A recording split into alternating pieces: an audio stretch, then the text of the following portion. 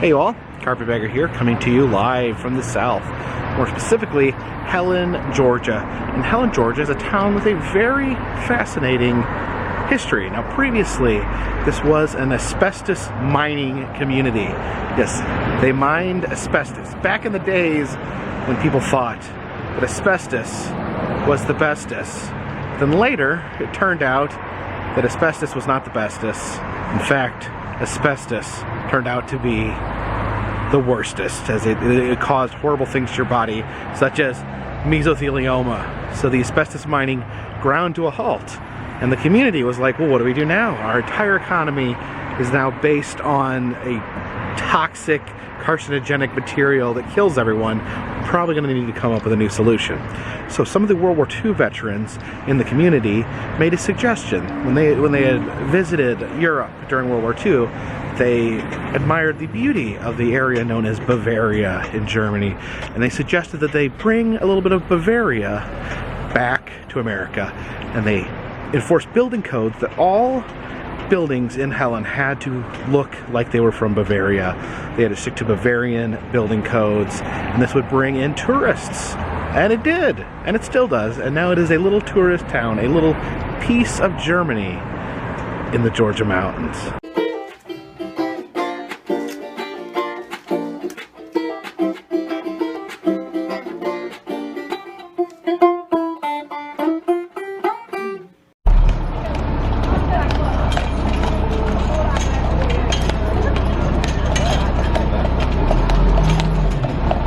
This here looks to be some sort of European food store. This used to be a tarantula museum, and I'm not joking. It was a tarantula museum right there, and for some reason, I never visited it when it was open. That's why you always visit stuff while it's there, and don't wait. Otherwise, they're going to shut down your tarantula museum and turn it into a European food store. This is one of the absolute most amazing pieces of architecture here in Helen, Georgia. This is the Heideldorf restaurant. You'll see this image on almost all the postcards that come from Helen. You can see the horse and carriages that will take you on rides around the beautiful city of Helen. There's a little stage right here. I guess this would be used for performing German style dances. This here used to be a phone booth, a little Alpine style phone booth. Unfortunately, phones no longer exist, so you can see it has been removed. But you can still see up around the top where it said telephone. I miss these old style telephone booths. They weren't very convenient, but brings back memories.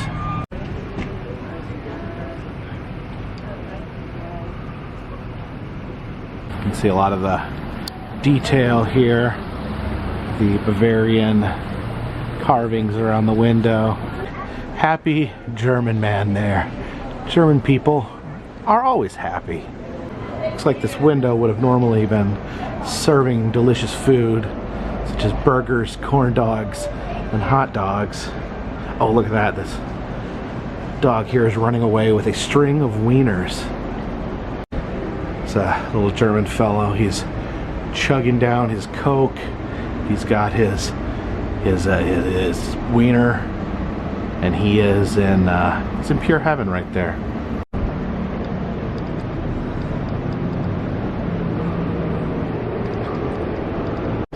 Look up there, you can see the waterfall mural. And if you look down here, you can see that the mural actually continues onto these steps with a waterfall paint job. This is the Georgia wine tasting room. It's the Fox Winery. And at first I wondered why they called it the Fox Winery.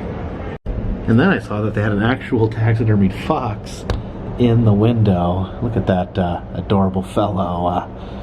Chaos Reigns, little buddy. Oh, and look down here.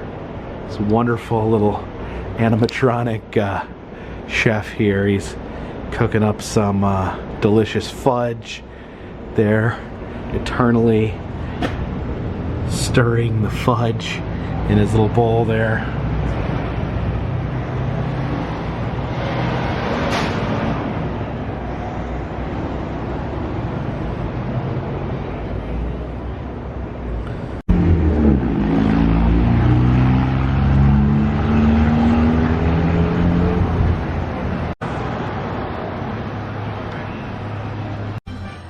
all those cuckoo clocks right there. Some authentic Scandinavian trolls here. So they're adorable little faces. Yeah. All the different trolls. Lady was just telling me they only once a year on Christmas, and they only move when they're not being watched at night. We do actually have a song that plays me. Check out this little tiny German hats. These are in case your cat wants to celebrate Oktoberfest.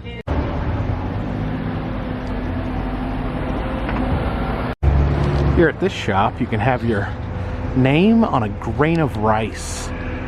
What a luxury. So having your name on a grain of rice, inscribed on a tiny piece of rice, what a remarkable feat. I think, you know, if you were rich and insane, I think one of the most satisfying meals would be if you had a big bowl of rice, maybe some sashimi and a big bowl of rice, but on every grain of rice has your name inscribed on it as you're like, It's the Alpine Dispensary, where you can buy a dress made entirely out of CBD oil. Southern Comfort Quilts here. If you look, you see Santa Claus, and he's beckoning you to climb in bed with him.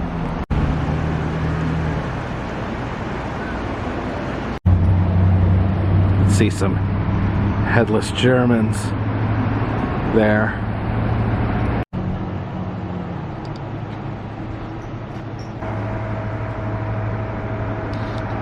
So sadly, as I mentioned earlier, the Tarantula Museum is long gone. So we're looking for something to do here today in Helen. I figured we would ride the Georgia Mountain Coaster. You're seeing these a lot here in the mountains. These are alpine coasters, and what they are is they're gravity coasters. I guess all roller coasters use gravity, but these are coasters that you can control to some degree. You can actually have a brake that can make you go faster, make you go slower. They take you up to the top and then drop you as you go careening down the mountain, with all the gravity and force of the mountain pushing you downward. It's absolutely terrifying. I've never rode this one here before, so this will be a new experience. Let's go check out the Georgia Mountain Coaster. You can see the mountain coaster winding through the forest there. There someone goes, careening by. Woo! All right. See the cart vehicle that we're working with here kind of propels with gravity down the track. All right, and we're very slowly proceeding onto the track. Whoop. All right, we are off. Gonna climb to the top of this hill, and that will take us back down. Oh, see a guy flying by right there. See some old abandoned structure here to our right. Wonder what that was. Our pretty relaxing climb to the top of the hill, and then after we reach the top, it ceases being relaxing. It ceases being a calm ride through the woods and starts being a terrifying plummet to our doom. See some of the windy track through the forestry there. Can't wait. That's a pretty tall climb. That means it's going to be quite a drop to match this climb. Yeah, you can see some of the course that we're going to be faced with. Looks like right there it gets a little bit bumpy. One of the most important rules: do not stop on the track. All right. Oh, here we go. Here we go. Whoa. Jeez. Oh my gosh, these are so terrifying. Oh, this curve. Oh, I want to slow down a little bit. Okay. No stopping on the track, because then you'll be killed. Oh, here comes the bumpy part. Oh no! Oh my gosh! Look at that curve right there. I can't handle this. Oh, I'm gonna die! I'm going to die. I don't like it. Oh.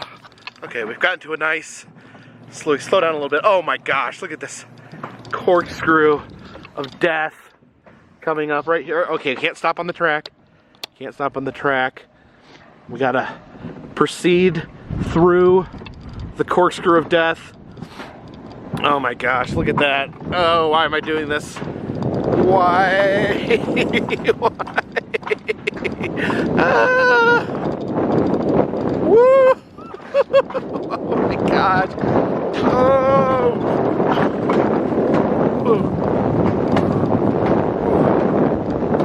Okay. It says slow down, the track ends at 100 feet. Certainly don't want to go flying off the end of the track. End of the track right here. Okay.